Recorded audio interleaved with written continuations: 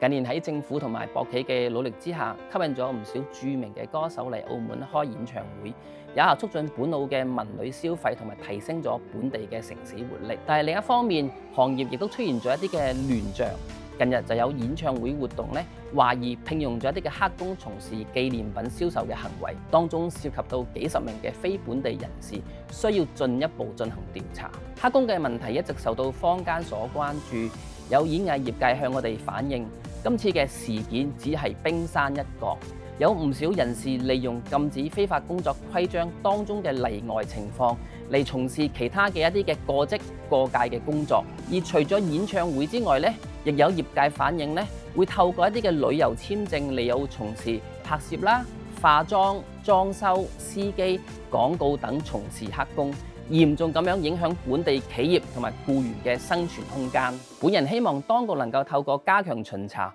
提升罰則、加強場館管理同埋向外地企業進行宣傳，以及要求有一啲行業嘅工作者，包括利用禁止非法工作規章當中嘅例外情況嚟澳嘅人員，需要佩戴識別身份嘅工作卡，進一步識別工作人員嘅身份，以打擊黑工。而最後啦，演唱會加旅遊係本澳文旅經濟嘅重要元素，未來希望當局能夠支持本地企業能夠參與其中，讓佢哋能夠可以從中得到發展，實現本地經濟增長同埋創造就業嘅雙贏局面。